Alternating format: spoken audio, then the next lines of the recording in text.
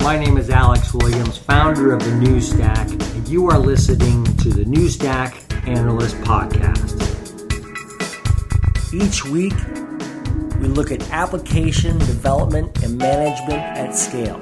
Thanks for joining us. Now on to the show.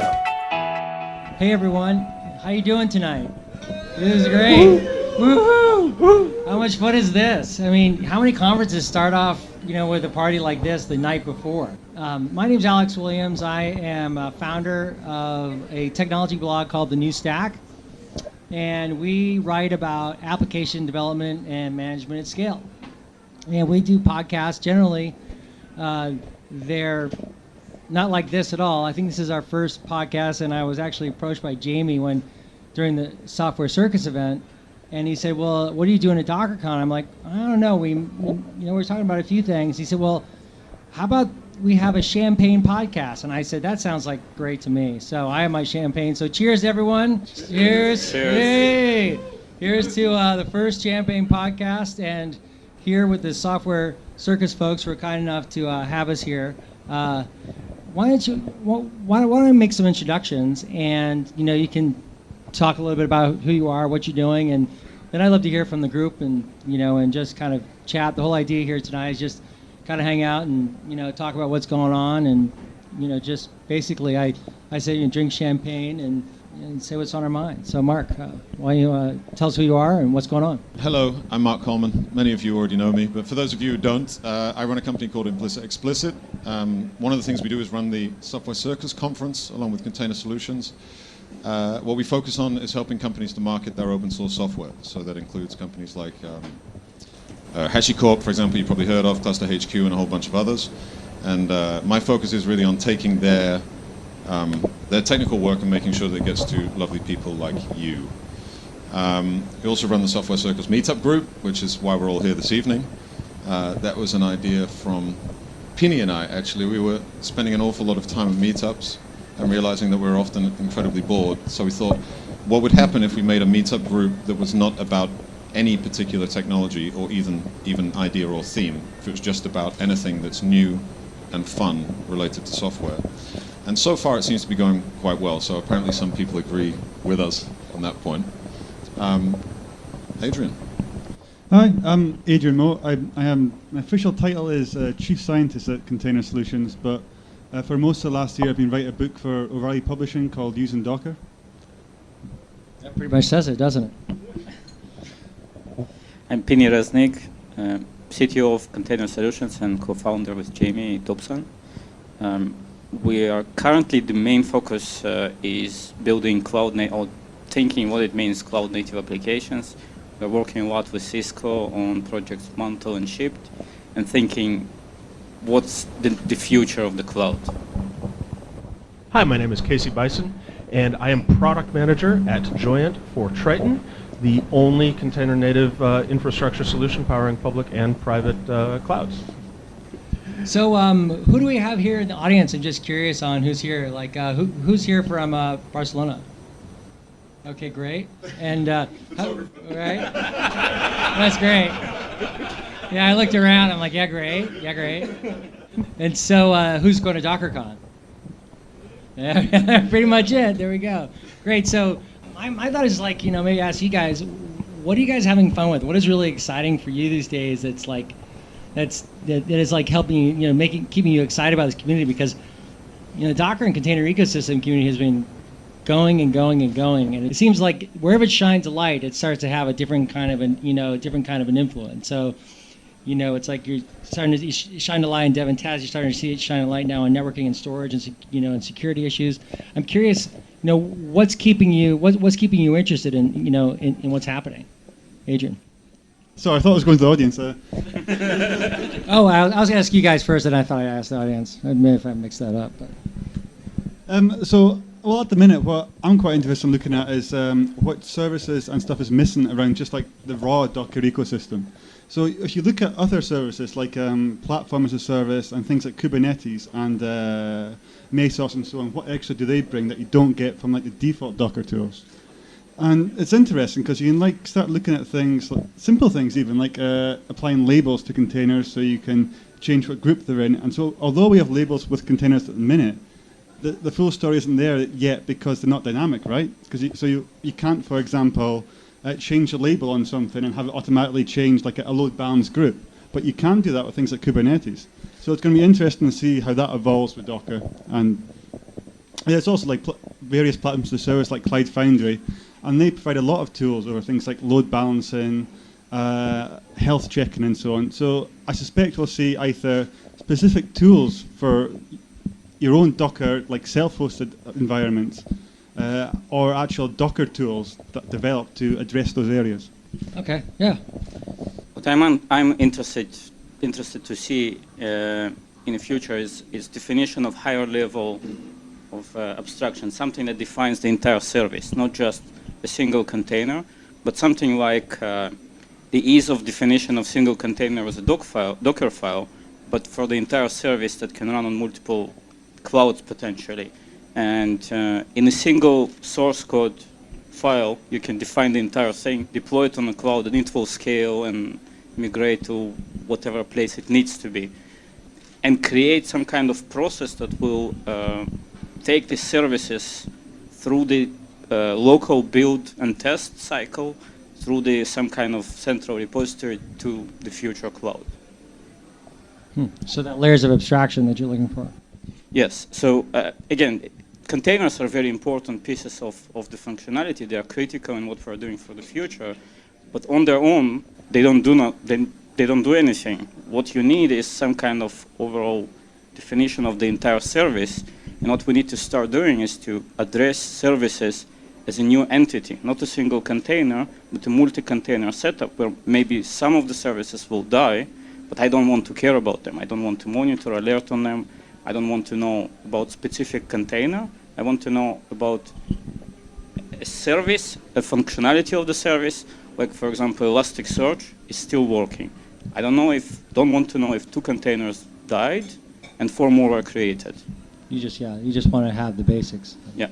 Yeah. Well, I guess it's the idea of monitoring the service as opposed to monitoring the container. Yes. Right. Yeah, Adrian Cockcroft has been talking about that. I think there's something else to this, though, which is the distance between provisioning the infrastructure and running the application. What application containers get us that is so different from what came before. I mean, the simplicity that the Docker command line tool gives us is the ability to actually provision the application and execute it in one step. And so if you can cut out the time you spend setting up the environment in which you run Docker, and you can take that, just put that aside, and provisioning the application and executing in one step is a really huge new step. And that's, I think, the real new frontier that you're getting to. So treating the application in that way, and so that you can run services, not run infrastructure, monitor services, not monitor infrastructure. Now, I'll pitch for a moment. What Joint does, of course, is eliminate the cost, the time that it takes to set up that infrastructure.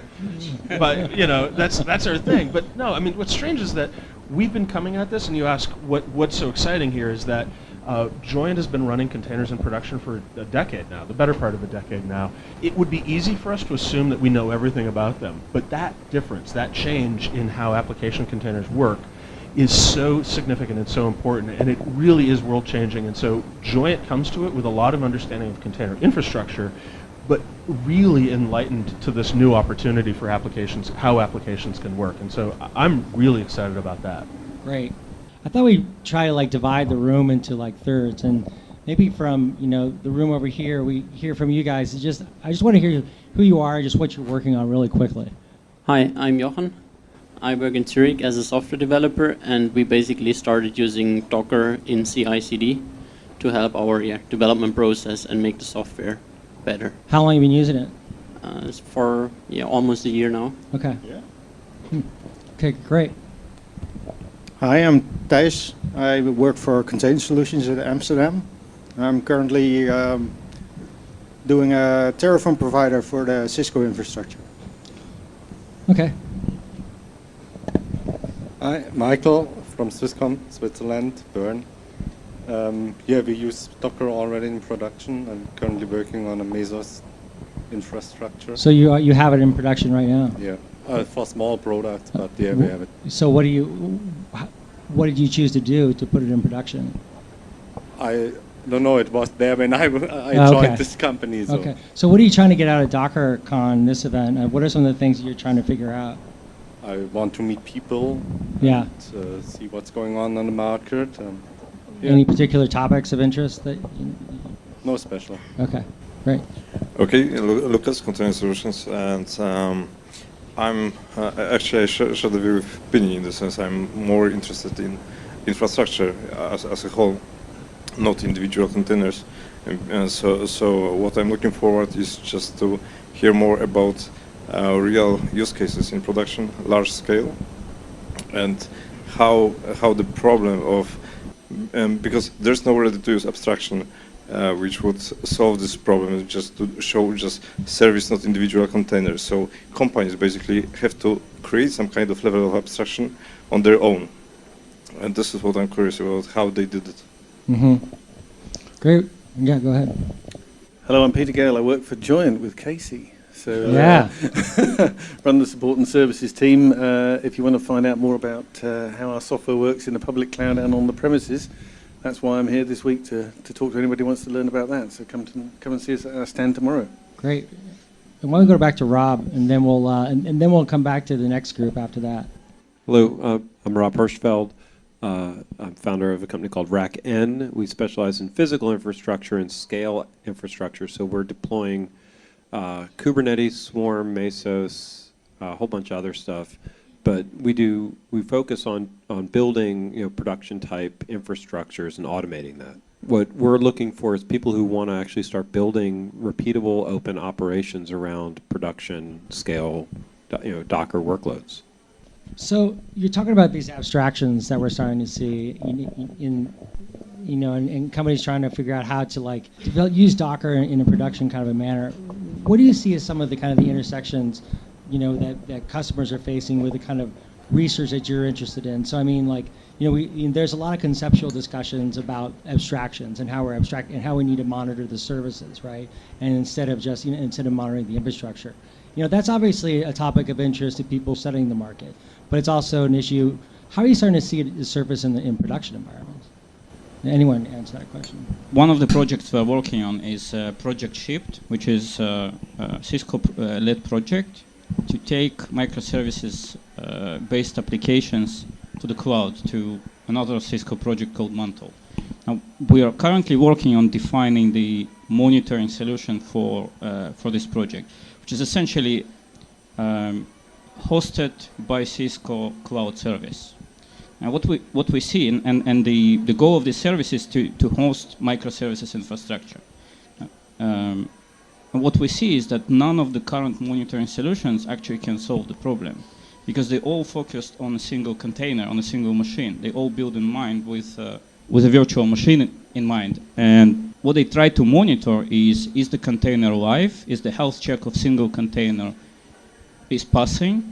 And take a logs of single container, and then maybe put them together and try to figure out some kind of information about 10 containers, 100 containers, but not a service.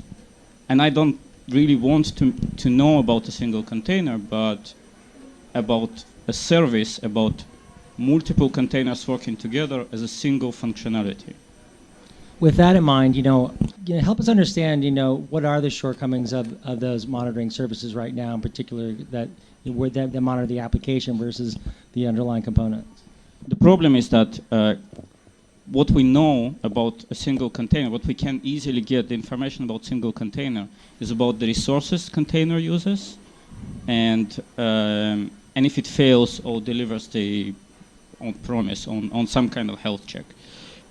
This information does not include complex logic about scaling of the entire service, because what I want to know that the service is healthy and not a single container. So I want to know that all 10 containers together that create a service called Elasticsearch, they all together functional and use just enough resources to survive. I want to understand that all the services together, not overloading each other, not using too much resources. It's like I have an application that has 10 different processes, and one of them maybe dies, but it is restarted and working again. This is not an alert. It's not an event that I want to know. So what I want to know is that the service restarted that container and scaled up again, and it's still working. So that's something that we cannot find easily. Do you see an evolution in the APM space, the application performance monitoring space? Because I don't think most of them have factored in containerized workloads yet. How do you see that changing? Do you predict any consolidations? If so, where do you see that going? What I know is actually Lucas here in the crowd, he did some research on these technologies. I think one of the main points you used to make is one of the big things with containers is they can be very ephemeral. Yeah. So if you have a containers that are coming up and going down, your monitoring service might not even notice they exist if it's only pulling every minute or something. Right. So you need to start thinking about things differently. And you might not even care if a container comes and dies as long as your service doesn't go down. Right. You need to be monitoring the fact that service still exists and is still responsive to the customer. You don't really care about any given container. And you definitely don't want to be waking up in the middle of the night because the container's got a little bit upset. Right. Hello, Alois Whiteborough. I'm leading the innovation lab at Ruxit. We are actually a monitoring company, and I was kind of jumping up and down my chair here. So, because what you were saying is actually what we were building over the last 3 years, and I can more than second this. So, we started really monitoring infrastructure, and then now moved up to the service level. We spent the last 3 years really focusing on service delivery-focused APM. So, really focusing that the service is delivered, not caring about the infrastructure, which leads to very interesting problems. As you said, you have a CPU problem in a machine, but do you really care? I mean, the machine might just begun and somebody starts a new one. Which brings us to this whole interesting topic on, like, we're thinking this from a more generic and broad point of view. How do we monitor resilient systems? So systems where breaking is normal and breaking is okay. And the conclusion that we came to, we really talk about our workloads processed properly or not. So is a service delivered, does anybody see an impact? And we differentiate like 3 different types of delivery. The one is infrastructure delivery you start to care less and less about because you expect your system to cover for it as you go. And I think, okay, are some application components breaking? Even this might not really be critical because you might still restart services or your resilient application architecture is covering for them. You're not taking live data, you're taking data from the cache and still delivering data to the user. So what we started is to really start looking at it. Is the user, which might be an actual user of a web application or an API user, are they still serviced what they need to be serviced as the primary goal? And this led us to a point where we decided deliberately as part of our monitoring solution that we don't inform people anymore of infrastructure failures unless they explicitly say they want to be informed, because in many cases you simply don't care anymore. Yeah. So if there's no other impact, why should you care? But it brings up a very interesting new way of how we look at monitoring. Yeah. Really, I mean, the shift was going on for like the last 10 years where we say, okay, we focus more and more on the application and less on the infrastructure. But now with really building resilient systems, it really requires us to rethink a lot of stuff that we do. That to me gets at the heart of why this movement is so interesting, because it reflects what you're saying. It reflects an entire behavioral change, and you're seeing it reflected in such as changes in the language, and you're seeing the changes in a number of other different ways. And when I mean like change in the language, I mean people don't talk about servers anymore, really. People talk about instances, right? They're using new ways to describe things because that's the only way they can make sense. So this actually, Pini and you were involved, right? Yeah, you were. Yeah, Pini and Adrian and I, last year we took a month off to just work on a total crazy idea, and we called it Amplitude in the end. And you took a month off? We took a month off just to work on this one thing. That was the idea, right? Oh, okay. They were the good. Yeah, it wasn't off. It was off like money creating. What did you guys do? Ride your bikes around Amsterdam and hang out and So no, it wasn't like that. It's like kind of we have a different definition of a month off. Here. So the idea was to make a fully decentralized orchestration system, right? So one where the application itself will deal with all its own stuff. Now it was a bit sci-fi at the time when we didn't realize actually how much we'd bitten off. But we learned some really important lessons. What was sci-fi about it? Well, the idea is that each container, so basically it was a whole bunch of containers that you would throw into a VM that were communicating using surf. Right. And they would have DNA, so they would grow themselves, and you could cut them in half, and it would grow the system back Wait. again. They say, can you repeat that last part again about the DNA? They would have a DNA, right? So the idea was that they would have a file, basically a manifest, which would describe like, okay, so I'm a front end, I need a connection to the outside world, and I also need a back end.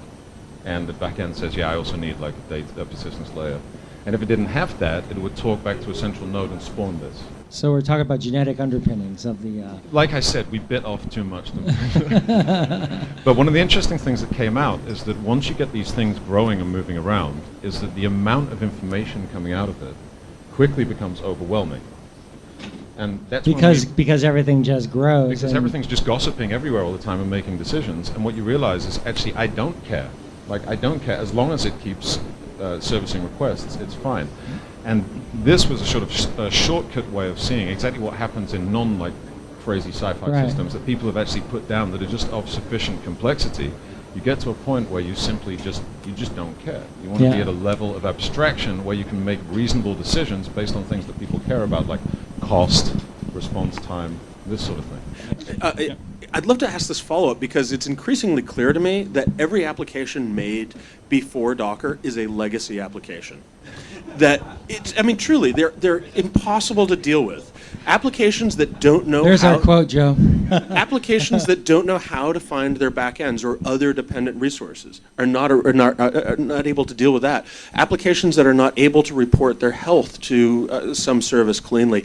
These are things that we expect of applications running in containers today, and anything that doesn't do that is backwards and legacy, and it must be fixed. So then, okay, let's follow this to this logical conclusion then. Keep going. Yes. No, ask your question. Go ahead. Okay, so so everything before containers is legacy. What does that mean about all the infrastructure before containers? So as a infrastructure vendor, I want to be careful and try not to do that. But truly, one of the things that we're seeing, honestly, as an infrastructure vendor, people are asking, how do I Dockerize my application? And it all comes down to, actually, your application either needs to be rewritten or we have to shim it into a container one way or another. So now it sounds like I'm pitching, but one of the things that we did. I've heard other people talk about shimming things in. I mean, seriously. So we spent a lot of time looking about that with Garden, for example. We spent a lot of time looking at how people are doing this and understanding, well, if you take your scheduling tool, pick your scheduling tool of choice, there's an approach that goes with that scheduling tool that's supported by the scheduler. And so, pick Compose, Kubernetes, Mesos, there are things that work in those, but there's actually no way to do it in sort of a generic way unless you rewrite the app.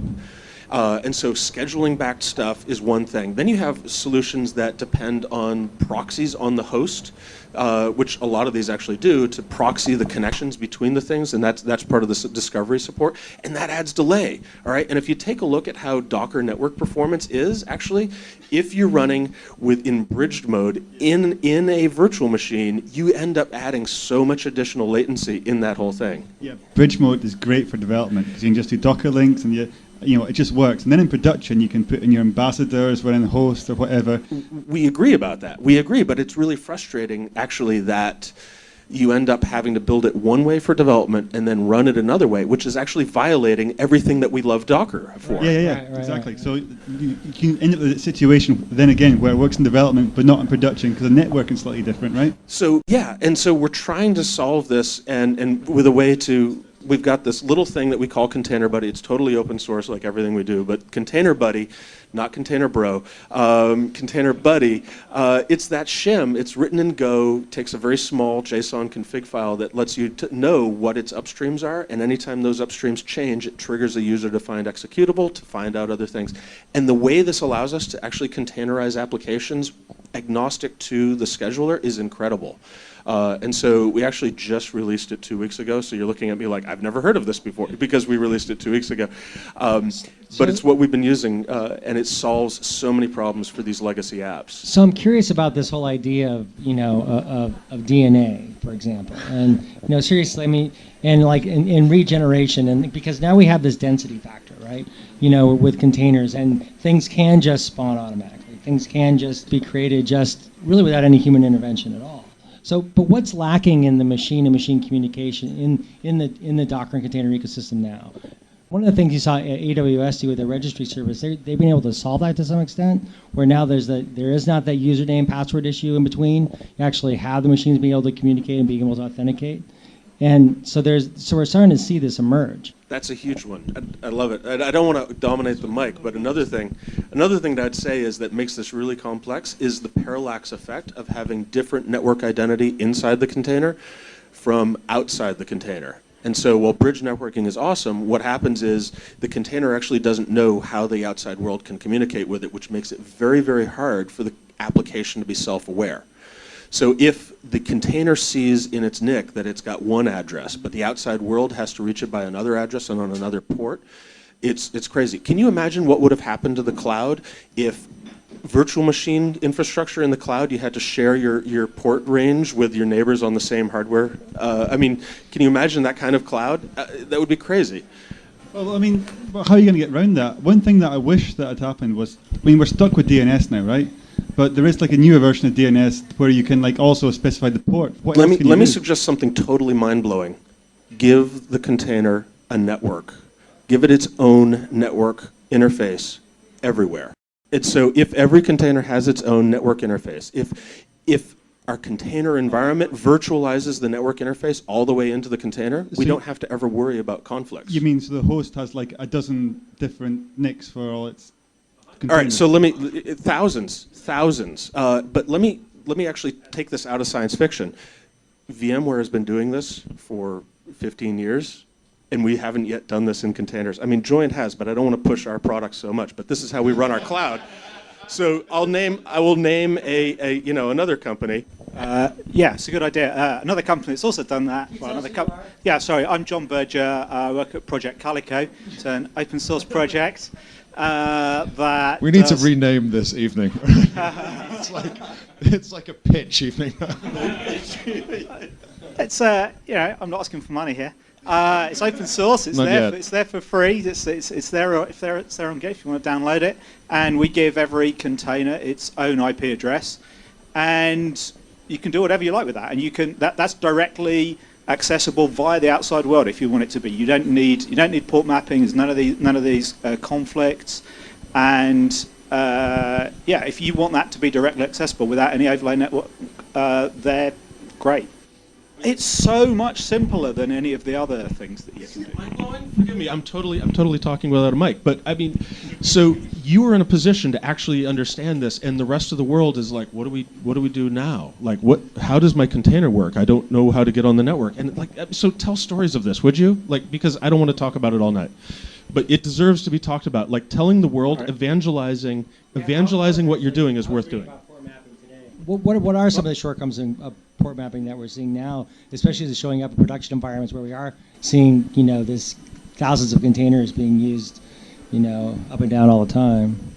Right, and you get conflicts, and those are not predictable in advance because no one wants to worry about managing something like that up front. Right.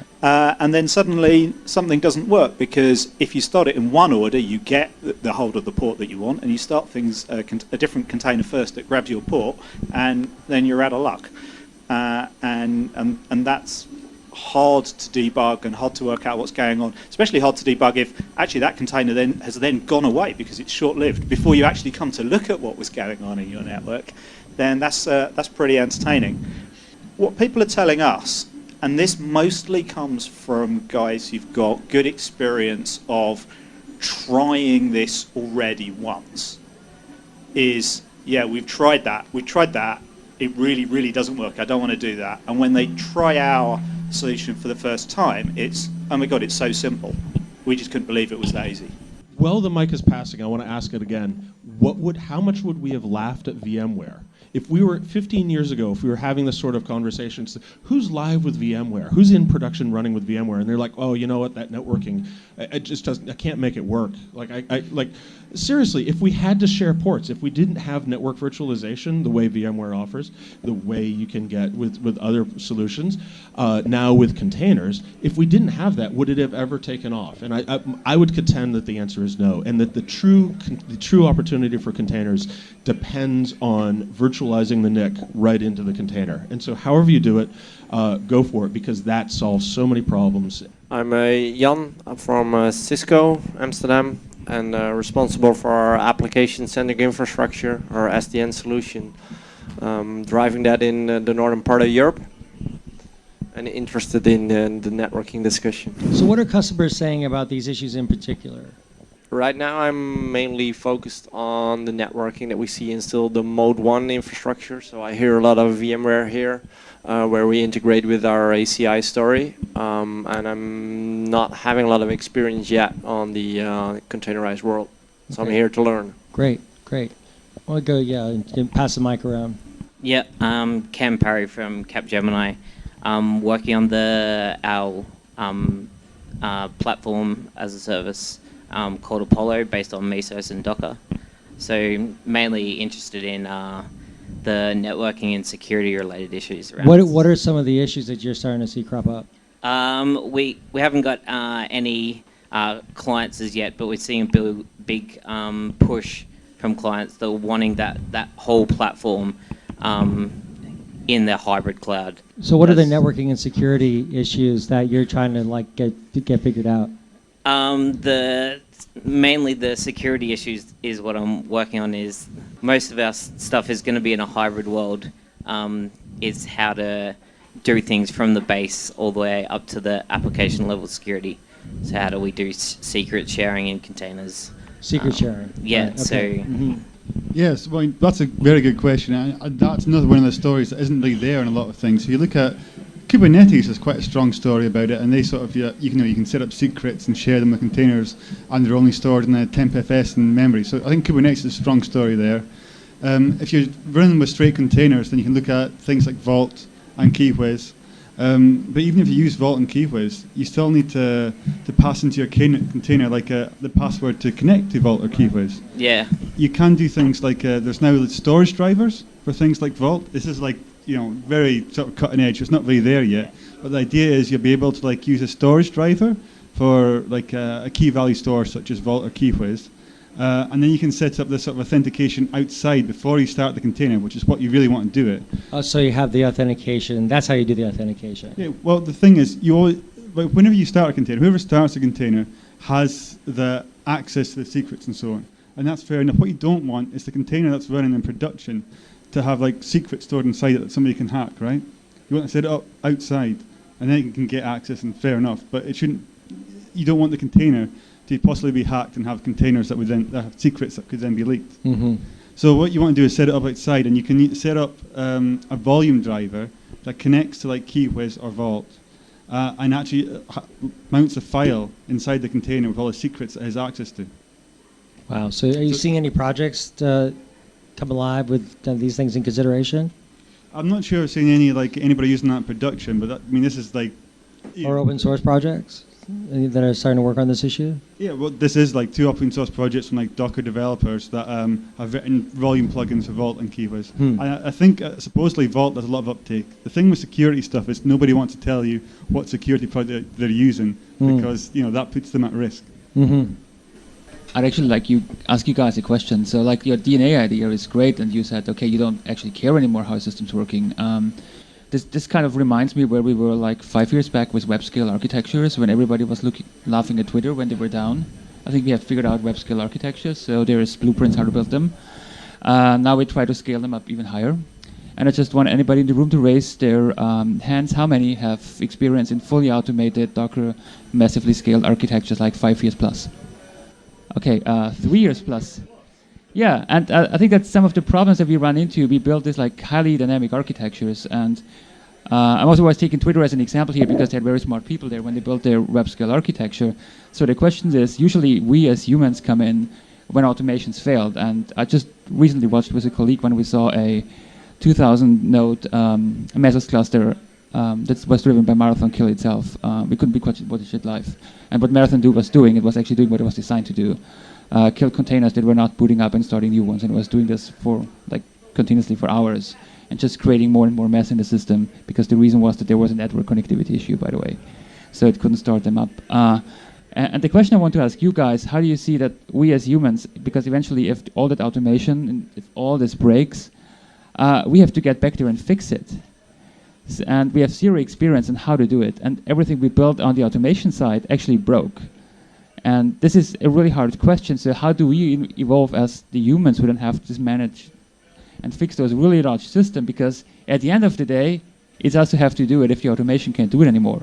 You know, your story brings to mind, actually, in the 1970s, as power grids had become very, very automated at that point, I mean, automated for the 1970s, there was this power failure in New York City that just took everything out across the East Coast.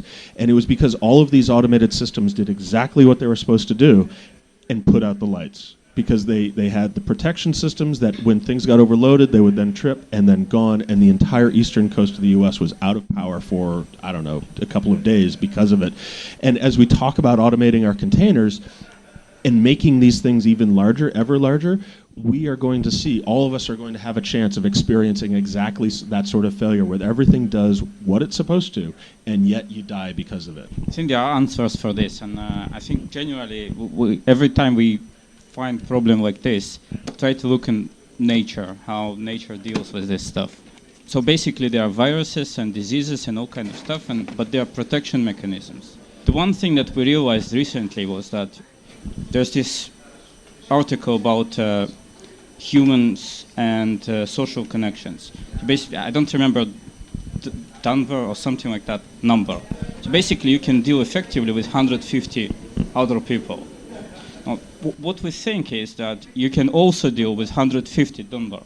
You can also deal with 150 anything, right? Effectively. So if you have 150 servers, you can name them, you can pet them, you can do whatever you like with them, you can understand how they're broken and fix them. But when you switch to containers, you have thousands, so you cannot effectively deal with them. So then you start treating them as cattle, and I think it's not the end of the story to treat stuff as cattle. The next story is to create next level of abstraction and create something bigger that only has 150 units of it, or less than 150. So something like a service. And then you start treating that thing as a pet, as a new style of pet, right?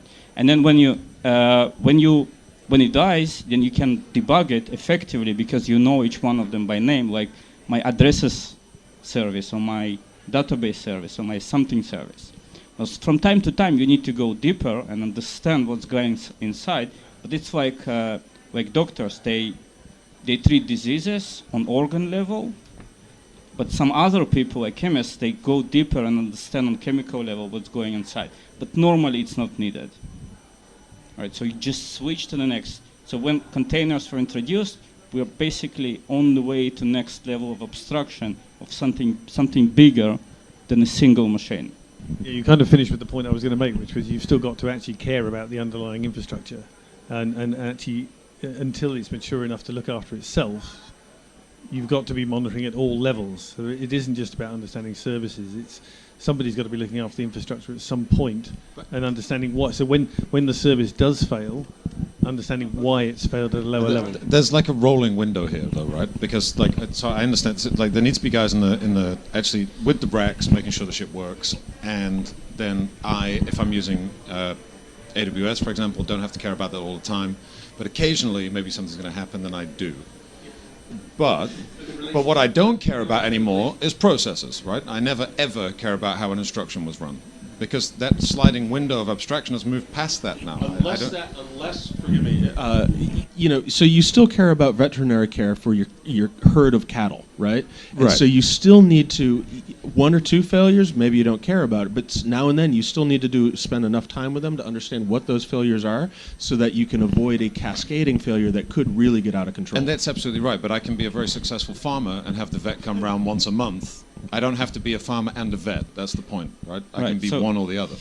To get back from animals. Now let's get back from one kind of farm into another kind. So one of the projects we're working now is Elasticsearch framework for Mesos, and so at some point it was used by some clients, and the Elasticsearch agents were running in containers, and they were failing in some certain situations.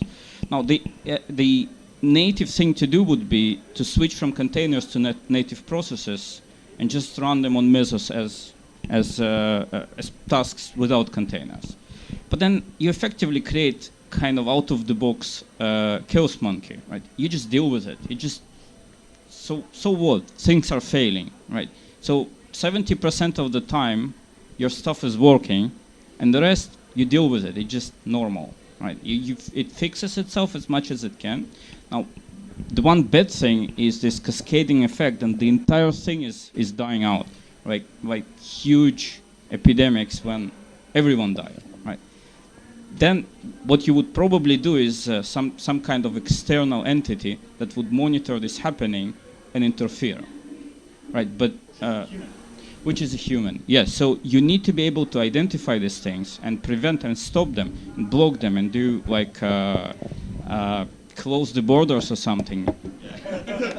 Great. We're going to be ending up in a few minutes. Just want to give anyone else an opportunity to introduce themselves in the back if they want to. The mic's there. Who has the mic? Hello, I'm Antonis. I'm from a company called Sourceler. What we try to do is to create a cloud-based IDE, but I mean, don't say that's an IDE, but this is the easiest way to present it. So we're using Docker internally heavily because it's time a user logs in, Docker container spins up with their files, and this web server gets proxied to a public URL, for example, to see the web server running.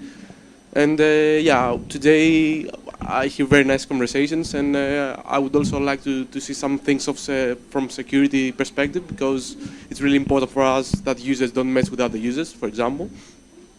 And yeah, that's about it all. I mean, we're using Docker for maybe 2 years now. We're about we're in from 0.6.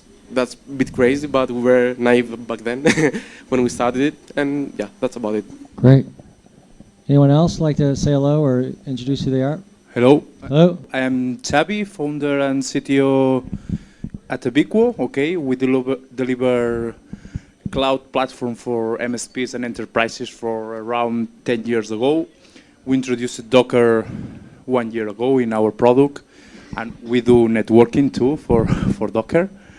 And well, I'm here to learn and listen to you that I think that are so smart. Well, great. Well, anyone else want to say hello? Hi, I'm Janus. I work for Deutsche Telekom. We're just preparing our Kubernetes infrastructure on AWS for production, hopefully Q2 next year. Yeah, I'm here to learn new stuff, and I can only recommend Project Calico for everything networking. So, good stuff. Wow. Hi, Federico from Enter Cloud Suite. We have a cloud we are a cloud provider based on OpenStack. My question is, what do you think of the future of platform as a service? So, I mean, with Docker, it seems that you can start on your computer, I mean, and just build everything, distribute. And what about the platform as a service? We know in the last years, no. Yeah, so I think that's actually a very interesting question. I think PAS has been a bit of a failure, really, because if you consider like how many people use Heroku, compared to how many people use AWS and things like that, it's like minuscule. So people have actually voted with their feet against PASs. And I'm not really sure why that is, because they have a lot of benefits. I mean, everybody that uses AWS and things like that are recreating the same thing. Everybody's reinventing the wheel, right? I mean, without a doubt. But it's so opinionated, isn't it? I mean, isn't that part of the issue? Yeah, I think so. People are scared to get locked into something that doesn't quite work for them. You know, so their circumstances change or evolve, and suddenly their path doesn't work. I think that's the reason. All the same, this means they end up creating their own versions of what a PaaS does, right? Mm-hmm. So, and I think that's one of the, Docker created .cloud, and .cloud was basically a PaaS for any programming language, as opposed to like Heroku, which at the time was Ruby only, etc. So what I think we'll start seeing is sort of there's containers and services that you can plug in to like your Docker platform to provide what a PaaS would, things like load balancer and health checks, and you'll get services like that will become a lot easier to sort of plug and play with. So that's kind of my opinion on that. Does that make sense? Great.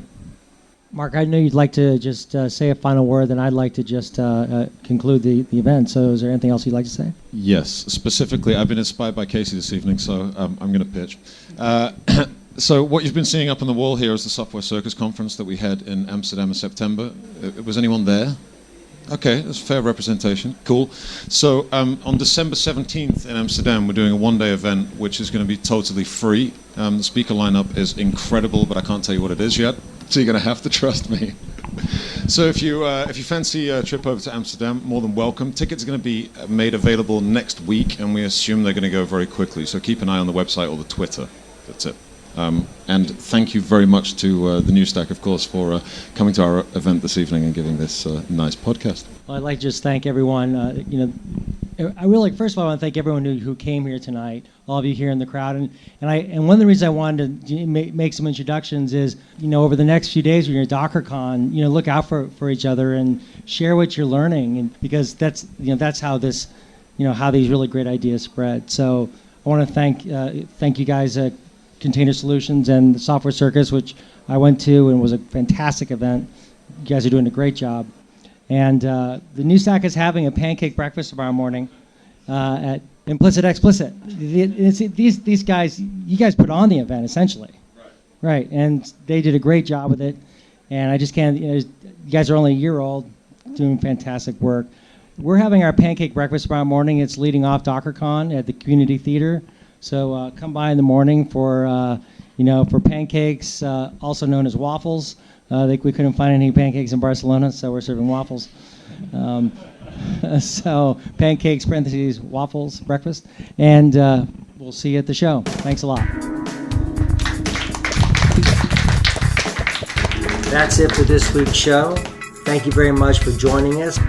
Audio editing and sound design for the New Stack Analyst podcast is provided by Broken Hours. You can find them at brokenhours.com. Thanks again, and hope to see you back at the show. Bye-bye.